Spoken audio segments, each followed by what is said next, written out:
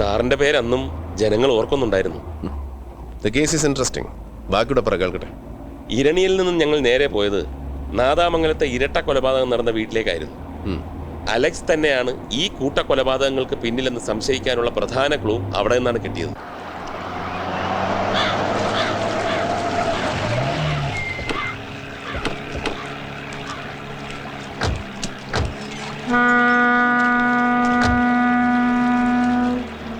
ഇതിന് എപ്പോൾ തിരിച്ചു വരും? ഉടനെ വരും സാർ.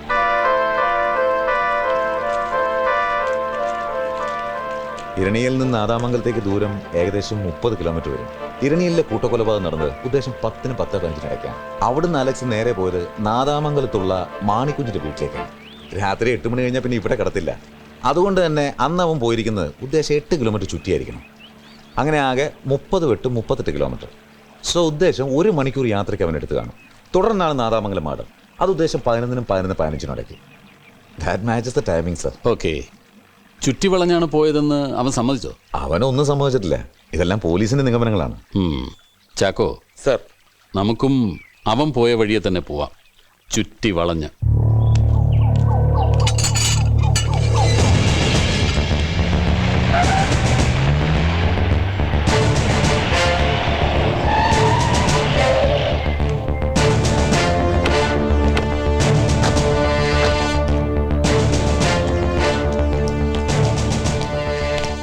സർ, ഞാൻ ടൈലർ മണി, പൗരമുന്നണിയുടെ കൺവീനറാ.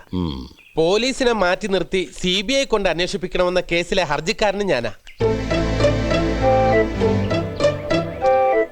ഇവരേതോ കള്ളനെ അറസ്റ്റ് ചെയ്തിട്ടുണ്ടെന്ന് പറയുന്നു. അവൻ കുറ്റവാളിയാണെന്നോ നിരപരാധിയാണെന്നോ ഞങ്ങൾ പറയുന്നില്ല. CBI നിന്ന് നിഷ്പക്ഷമായ അന്വേഷണം ഉണ്ടാകണം. ഞങ്ങൾക്ക് നീതി കിട്ടണം സർ. കിട്ടും, അത്ര ഇപ്പൊ പറയുന്നുള്ളൂ. ഇത് കണ്ടോ സർ? സാർ, ഇത് അടിയോടി 23 വർഷം മാണിക്കുഞ്ഞിന്റെ ഒപ്പം ജോലി ചെയ്താൽ ഇൻക്വസ്റ്റിലും സീൻമാസിലും പ്രധാന സാക്ഷി. സാർ, ഇതാണ് മോസിയുടെ അപ്പനും അമ്മച്ചി, മോളി സൈമൺ. നമസ്കാരം. സാർ, ഇത് റോസമ്മ. അതല്ലേ പേര്? അതെ. എന്ത് ചെയ്യുന്നു? ഞാനിവിടെ അടുത്തൊരു LP സ്കൂളിൽ ടീച്ചറാണ്. മാണിക്കുഞ്ഞിന്റെ മരുമകൾ മോസി കൊല്ലപ്പെട്ട ദിവസം രാത്രി ഇവിടെ അടുത്തൊരു പള്ളി പെരുന്നാളിന് ഇവരോടൊപ്പം പോയിരുന്നു. ആണോ? അതെ. എന്നിട്ട് ഉദ്ദേശം 10 മണിയോടെ ചാച്ചൻ ഒറ്റയ്ക്കാന്നും പറഞ്ഞ് മോസി മടങ്ങി. ഡ്രാമ കഴിഞ്ഞിട്ട് ഒരുമിച്ച് പോവാന്ന് പറഞ്ഞ് ഞാൻ നിർബന്ധിച്ചതാ. പക്ഷെ അവള് കേട്ടില്ല. കേട്ടിരുന്നെങ്കിൽ അവളെങ്കിലും ഈ ദുരന്തത്തിൽ നിന്ന് രക്ഷപ്പെടുമായിരുന്നു. ഇവരുടെ മൊഴി ഞാൻ വായിച്ചതാ.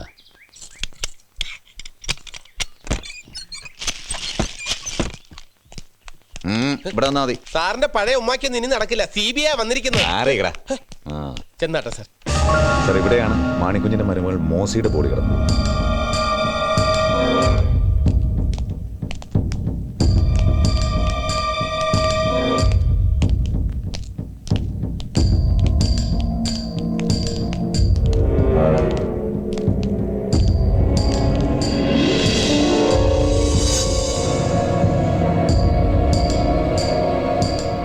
മാണിക്കുഞ്ഞിന്റെ ബോഡി കിടന്ന് ആ മുറിയിലാണ് സാർ.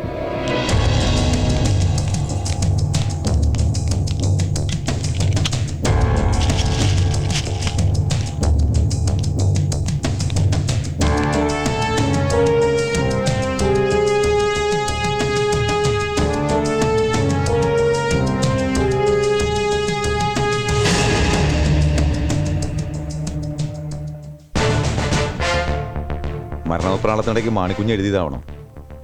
പക്ഷെ എന്താ അതുകൊണ്ട് ഉദ്ദേശിക്കുന്നത് മനസ്സിലായില്ല. ഒരു പക്ഷേ മരിക്കുന്നതിന് മുമ്പ് കർത്താവിനെ ഓർത്ത് ഈശോ എന്ന് എഴുതിയായിരിക്കും.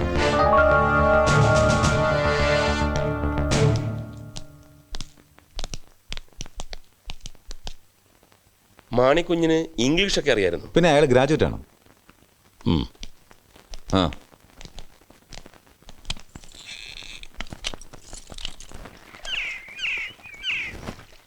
മാണിക്കുഞ്ഞിന്റെ വീട്ടില് അയാളും മരുമകളും അല്ലാതെ മാണിക്കുഞ്ഞിന്റെ ഭാര്യ, മക്കള് അങ്ങനെ ആരുമില്ലേ? അതൊരു വലിയ ട്രാജഡിയാണ് സാർ.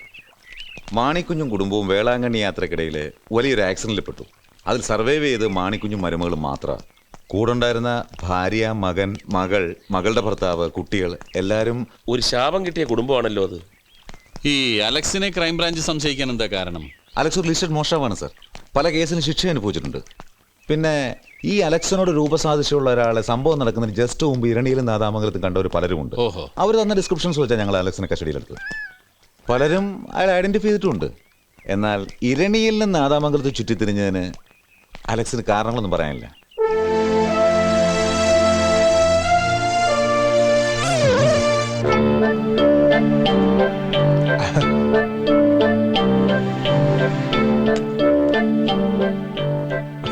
മതി സാർ, കഴിച്ചോ? മതി മതി മതി, ഇഷ്ടം പോലെ കഴിച്ചോ. ഇനി ഞാനെടുത്തോളാം. കുറെ നാളായി രുചിയുള്ള എന്തേലും കഴിച്ചിട്ട്. സാറ് വെജിറ്റേറിയനാ? നോൺ മുമ്പ് കഴിച്ചിരുന്നു, ഇപ്പൊ ഇല്ല. Pure vegetarian? Pure vegetarian. പോലീസിൽ പ്യുവർ വെജിറ്റേറിയനോ?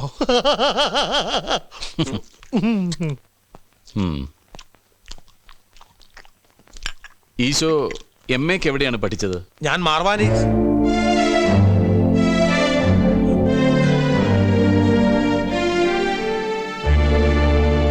ഈശോ, ആ പേര് സാറിനെങ്ങനെ അറിയാം?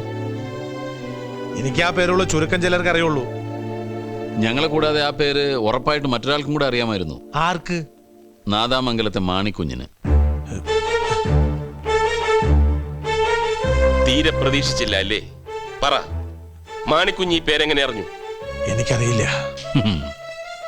നിനക്കെല്ലാം അറിയാം. ഈ കൂട്ടക്കൊലയ്ക്ക് ഉത്തരവാദി നീയാണ്. പറ അലക്സ്, അവിടെ രണ്ടിടത്തു നിന്നും കൊള്ള ചെയ്ത സ്വർണവും പണവും എല്ലാം നീ എന്ത് ചെയ്തു? പറയടാ, പറയടാ, പറയാൻ.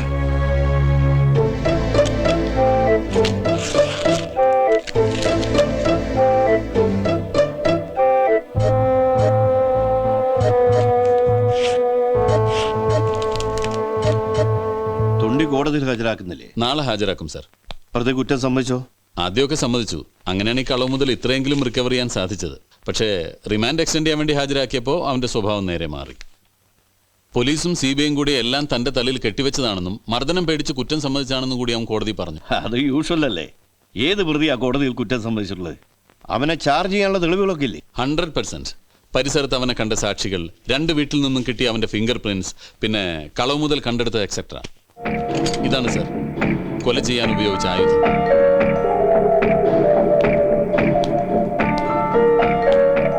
ഇത് വെച്ച് ഒറ്റ അടിയ തലയ്ക്ക് സ്കള്ള് ചെതറി പീസാവും. ഒരു മോഷ്ടാവ് എന്നതിനേക്കാൾ ഉപരി he's a maniac serial killer. ഡ്രഗ്സിന്റെ ഇൻഫ്ലുവൻസും കൂടി ആവുമ്പോൾ ആളുകൾ പെടഞ്ഞു മരിക്കുന്ന കണ്ടാൽ അവന് രസം കയറും. ഡോക്ടേഴ്സ് അവൻ്റേത് വളരെ പെക്യുലർ കേസാണെന്നാണ് റിപ്പോർട്ട് ചെയ്തിരിക്കുന്നത്. ചാർജ് ഷീറ്റ് നമുക്ക് നാളെ ഫയൽ ചെയ്യാം സാർ. ഓക്കെ, ശരി സർ.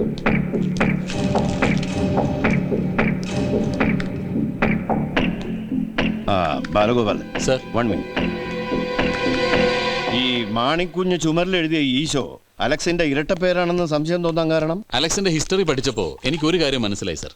വലിയ വലിയ കൊള്ളകൾ നടത്തുന്നതിന് മുമ്പുള്ള അവന്റെ മോഡസ് ഓപ്പറൻറ്റി, കൊള്ള നടത്താൻ ഉദ്ദേശിക്കുന്ന സങ്കേതവുമായി അവൻ ഏതെങ്കിലും ഡിസ്ഗൈസിൽ പരിചയപ്പെടും. കാര്യങ്ങളൊക്കെ ഒന്ന് ചോദിച്ച് മനസ്സിലാക്കും, എന്നിട്ട് കൊള്ള നടത്തും. ഡീറ്റെയിൽസ്. Thank you sir. മാണിക്കുഞ്ഞിന്റെ കാര്യത്തിലും ഇത് തന്നെ സംഭവിച്ചിട്ടുണ്ടാവണം. അലക്സ് മാണിക്കുഞ്ഞിനെ പരിചയപ്പെടുമ്പോൾ അധികം ആർക്കും അറിയില്ലാത്ത ഈശോ എന്ന പേര് അവൻ മാണിക്കുഞ്ഞിനോട് പറഞ്ഞിട്ടുണ്ടാവും എന്ന് ഞാൻ ഊഹിച്ചു. അത് വർക്കൗട്ട് ചെയ്തിട്ടാണ് അവനെ ട്രാപ്പിലാക്കിയത്. സത്യത്തിൽ ഈ ഒരു ടേണിംഗ് പോയിന്റ് ആണ് CBIക്ക് അലക്സിന്റെ മേലുള്ള സംശയം ഉറപ്പിച്ചത്. Wonderful, just wonderful. Thank you sir. ഇത്രയും കേട്ടതിൽ നിന്നും സാറിനെ അവൻ എന്തിനാ കാണണമെന്ന് പറഞ്ഞത്? എന്തെങ്കിലും ഊഹമുണ്ടോ? Nothing, absolutely nothing. ഇപ്പൊ 2 പേർക്ക് ഈ കാര്യം അറിയൂ. ഒന്ന് അലക്സ്, മറ്റൊന്ന് ഊപ്പർവാല.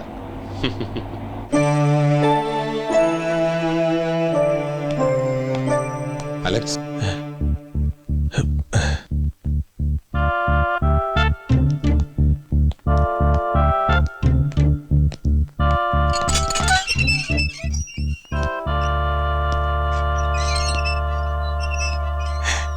ദൈവന്റെ പ്രാർത്ഥന കേട്ടു.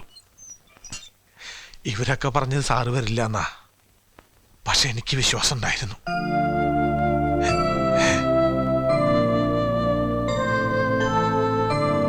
ശരി സർ.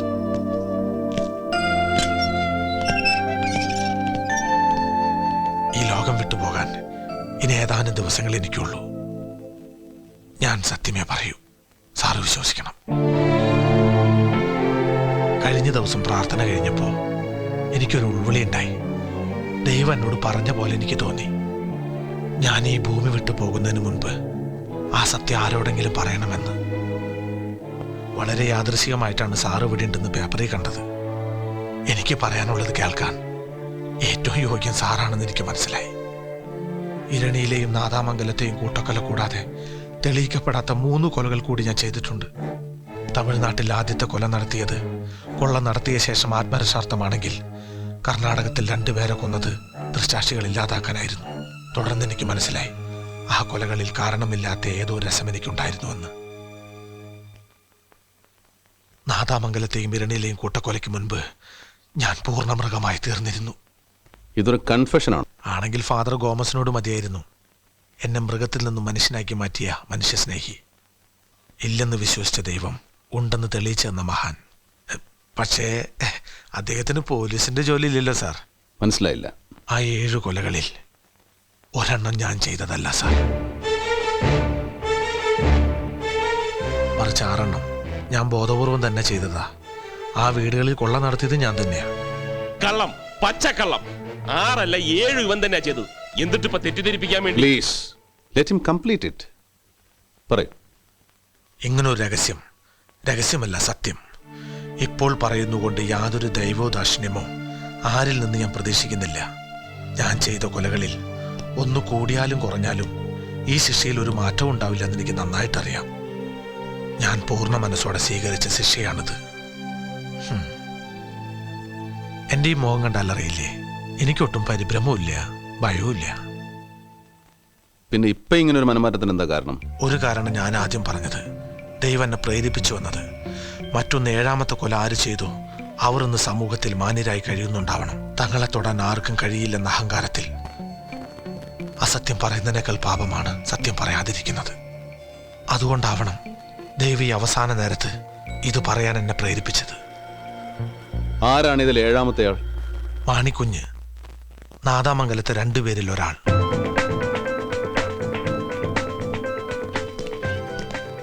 എന്നാ വിധി നടപ്പാക്കേണ്ട ദിവസം? തീയതി തീരുമാനിച്ചു? എന്ന് വേണമെങ്കിലും സംഭവിക്കാം സാർ. എക്സിക്യൂഷൻ ഓർഡർ വരേണ്ട താമസമേ ഉള്ളൂ. എന്താ സാർ? നത്തിങ്.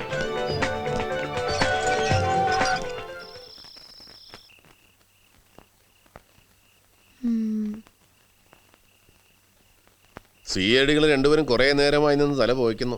വല്ലതും പറയാറായോ? പറയട്ടെ, അലക്സ് പറഞ്ഞത് വിശ്വസിക്കാം. കാരണം ഈ മാണിക്കുഞ്ഞിനെ കൊന്നത് അലക്സ് അല്ലെന്ന് വന്നാൽ അയാള് വധശിക്ഷയിൽ നിന്ന് രക്ഷപ്പെടുവോ? ഇല്ല, ഒരു സാധ്യതയുമില്ല. അപ്പോ തീർച്ചയായിട്ടും അയാള് പറഞ്ഞത് വിശ്വസിക്കാം. കാരണം എന്തെങ്കിലും ദൈവോദാക്ഷിണ്യോ പ്രതീക്ഷിച്ച് പറഞ്ഞതല്ലല്ലോ പാവം. CBI അന്വേഷിച്ച കൂട്ടക്കൊല കൂടാതെ ഇതുവരെ തെളിയിക്കപ്പെട്ടിട്ടില്ലാത്ത 3 മർഡർ കൂടി അയാള് സമ്മതിച്ചില്ലേ? അതുവാരും ചോദിച്ചിട്ടില്ലല്ലോ. അത്രയൊക്കെ സത്യം അയാള് പറഞ്ഞെങ്കിൽ അയാളെ വിശ്വസിക്കാം. കുട്ടിത്തലയിൽ ആൾതാമസമുണ്ട്. അപ്പോ ഇക്കാര്യത്തിൽ CBIയുടെ അഭിപ്രായം?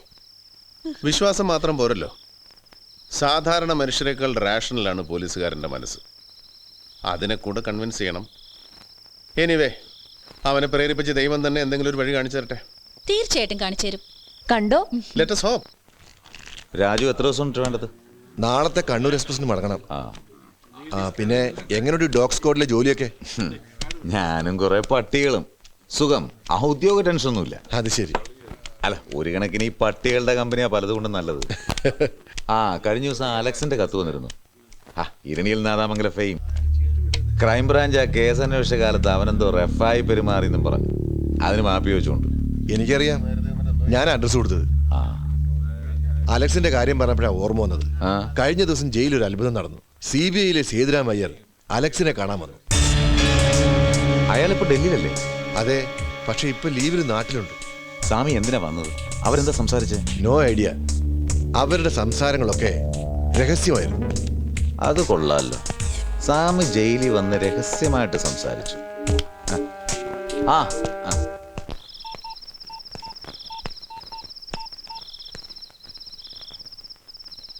കോളാടി വർക്ക് ചെയ്യല്ലേ? എവിടെയാണല്ലോ താൻ?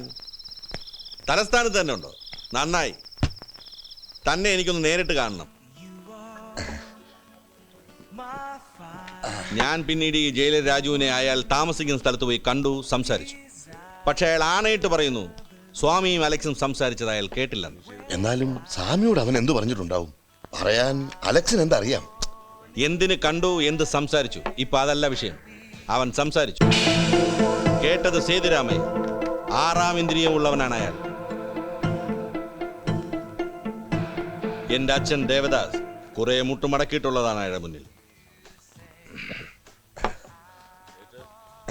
ഈ CBI എന്ന് പറഞ്ഞാൽ ഞങ്ങൾ പോലീസുകാർക്ക് പുല്ലുവിലയാ.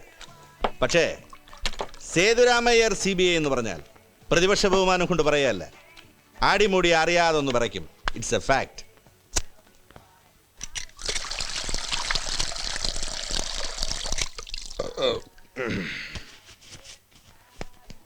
ആ 750 രൂപയായി. അവിടെ തരും. ചോദിച്ചു, പേഴ്സ് എടുക്കാൻ മറന്നു. ഇപ്രാവശ്യം സാറിനോട് വാങ്ങിച്ചോളാൻ പറഞ്ഞു. പേഴ്സ് എടുക്കാൻ പറഞ്ഞെങ്കിൽ വല്ല വാച്ചോ മുതലോ ഊരിത്തരം പറ പണയത്തിന്. നാറി. ഇങ്ങനെ ഒരു ജന്മം കഷ്ടം. എനിക്ക് തന്നെയല്ല പേടി, ആ ഔസേപ്പച്ചനെ. പട്ടരുടെ പേര് കേട്ടാലേ 10 ദിവസത്തെ പനിയായ. പണ്ട് കുമാരപുരത്ത് വെച്ച് സ്വാമിയെ കണ്ടപ്പോൾ തുടങ്ങിയ വിറയൽ ഇപ്പോഴും നിന്നിട്ടില്ല. എന്തുണ്ടായാലും അയാൾ വാ തുറക്കരുത്. അണ്ണാക്കി വിരൽ വിട്ട് മിണ്ടായിരുന്നോളാം പറ. ഈ അലക്സ് എന്തു പറഞ്ഞിട്ടുണ്ടാവും ആ അയ്യരോട്? സാറിന്റെ ബുദ്ധിയിൽ എന്തെങ്കിലും തോന്നുന്നുണ്ടോ? അത്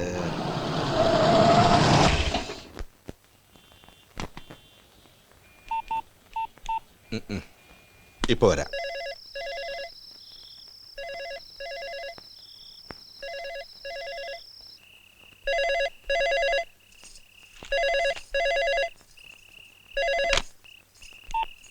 ഹലോ, അതെ, ഉണ്ടല്ലോ.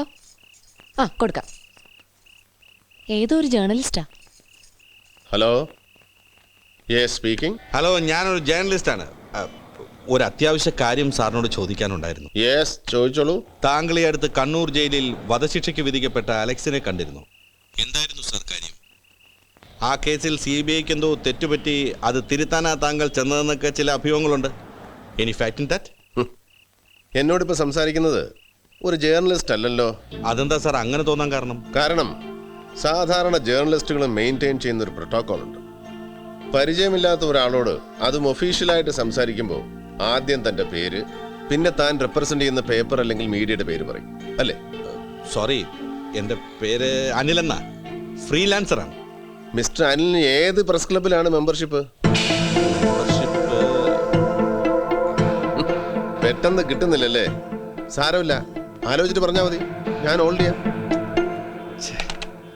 നാശം. ഏകദേശം സാറിനുണ്ടായ പോലെ ഒരു അനുഭവം എനിക്കും ഉണ്ടായി. പക്ഷേ വിളിച്ചത് പരിചയമുള്ള ആൾ തന്നെ. ആരാ അത്? കണ്ണൂർ ജയിലിലെ ജയിലർ രാജു. ഒരുപക്ഷെ സാറ് മറന്നു കാണില്ല, നമ്മുടെ പഴയ DYSP ദേവദാസ്, കുമാരപുരം ഫെയിം. അദ്ദേഹം മരിച്ചു. അദ്ദേഹത്തിൻ്റെ മകൻ സത്യദാസ് DYSPയാ. ഈ സത്യദാസ് രാജുവിനെ കണ്ട് ഇതേ കാര്യം ചോദിച്ചെന്ന്. അലക്സും സാറും തമ്മിൽ സംസാരിച്ച കാര്യം നിർബന്ധിച്ച് ചോദിച്ചെന്ന്. അയാൾ അങ്ങനെ ചോദിച്ചതിന് എൻ്റെ ഉള്ളിൽ തോന്നുന്ന ഒരു കാരണമുണ്ട് സാർ. എന്താ?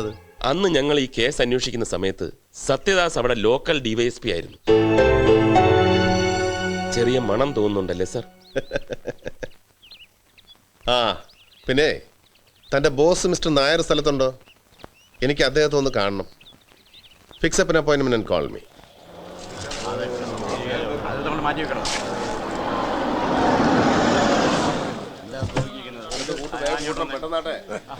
ഇനി മോളോട്ട് വലിച്ചോ.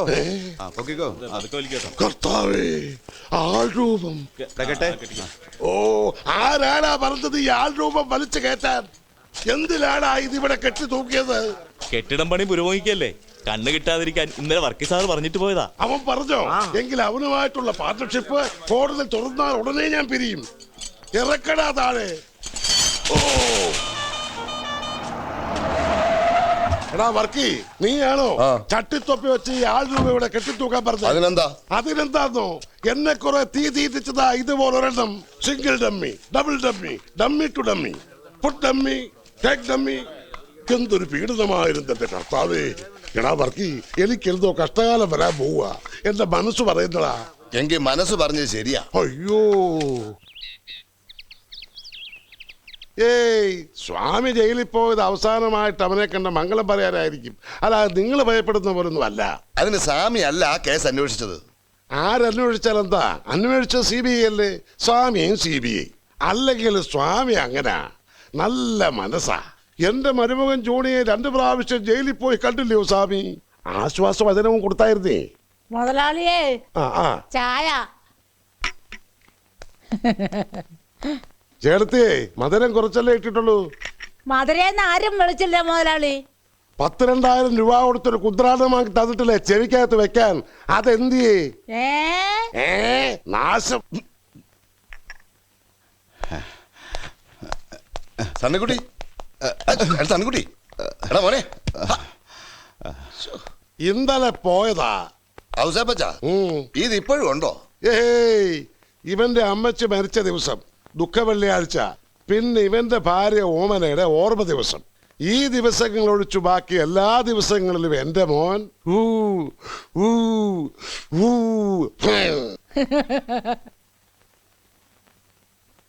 വല്ലാത്തൊരു സിറ്റുവേഷൻ ആയിപ്പോയല്ലോ മിസ്റ്റർ അയ്യർ. CBI അന്വേഷിച്ച കേസിൽ പിഴവുണ്ടാകുക. ഈ അലക്സിനെ വിശ്വസിക്കാമോ? വിശ്വസിക്കാനും കാരണങ്ങളുണ്ട്, വിശ്വസിക്കാതിരിക്കാനുണ്ട്. പക്ഷെ ഒരല്പം കൂടെ മുൻതൂക്കം വിശ്വസിക്കാനാണ്. അതൊക്കെ ഞാൻ തന്ന നോട്ട്സിലുണ്ടായിരുന്നു. വായിച്ചു. ആകെ നാണക്കേടാകുമല്ലോ. CBI അവസാനിപ്പിച്ച കേസിൽ വീണ്ടും അന്വേഷണം ഉണ്ടാകുക എന്ന് വെച്ചാൽ അതിലും വലിയ നാണക്കേടാവും സത്യം പുറത്തറിഞ്ഞാൽ. അവൻ പറഞ്ഞ ആര് വിശ്വസിക്കാനാ? അവൻ പറഞ്ഞാൽ ആരും വിശ്വസിക്കില്ല. പക്ഷെ CBIക്ക് തന്നെ എന്തെങ്കിലും സമ്മതിക്കേണ്ടി വന്നാലോ? What you mean? അതിനുള്ള ഉദാഹരണം തേടി അകലെയൊന്നും പോകണ്ട സർ. ഇവിടെ ഈ ഓഫീസിൽ തന്നെ ഉണ്ട്. ഇപ്പൊ ഇവിടെ CBI അന്വേഷിച്ചുകൊണ്ടിരിക്കുന്ന വളരെ പ്രധാനപ്പെട്ട ഒരു കേസുണ്ട്, നക്സലൈറ്റ് വർഗീസിന്റെ കേസ്. വർഷങ്ങൾക്ക് ശേഷം ഒരു സുപ്രഭാതത്തിൽ കോൺസ്റ്റബിൾ രാമേന്ദ്രൻ നായർ വന്ന് കൺഫ്യൂസ് ചെയ്യുന്നു വർഗീസിനെ കൊന്നത് ആരാണ്. അതുപോലെ മാണിക്കുഞ്ഞിന്റെ യഥാർത്ഥ കൊലപാതകം ഒരു ദിവസം വന്ന് കൺഫ്യൂസ് ചെയ്താൽ അന്നുണ്ടാകുന്ന നാണക്കേടും മാനക്കേടുമാണ് വലുത്, ഇന്ന് തെറ്റ് തിരുത്തുന്നതാണോ നല്ലത്? ദൈവമേ, എന്തൊക്കെ ശ്രദ്ധിക്കണം ഈ കാലത്ത്. ഇനിയിപ്പോ ഇതൊന്നും ഇല്ലെങ്കിലും തെറ്റ് സംഭവിച്ചിട്ടുണ്ടെങ്കിൽ അത് തിരുത്തേണ്ട ധാർമ്മികത നമുക്കില്ലേ? അതിനൊരു നാണക്കേടും തടസ്സമാകരുത്. Yes, I agree 100%. വർഷങ്ങൾ കഴിഞ്ഞ സംഭവം എവിടെ തുടങ്ങും, എങ്ങനെ അവസാനിപ്പിക്കും? A difficult agenda. അവസാനം സത്യം പുറത്തു കൊണ്ടുവരാൻ കഴിഞ്ഞില്ലെങ്കിൽ അങ്ങനെ ഒരു ഗസ്റ്റിലൊന്നും ആരംഭിക്കാൻ കഴിയില്ല sir. I always think positive. പലതുകൊണ്ടും വളരെ അപൂർവമായ ഒരു കേസാണ്. സാധാരണ സത്യത്തെ നമ്മളാണ് തേടുന്നത്, മറിച്ച് ഈ കേസിൽ സത്യം നമ്മളെയാണ് തേടുന്നത്. അങ്ങനെ വിശ്വസിക്കാനേ തരവുള്ളൂ. കാരണം ഈ കേസിൽ പരാതിക്കാരൻ ഈശ്വരൻ.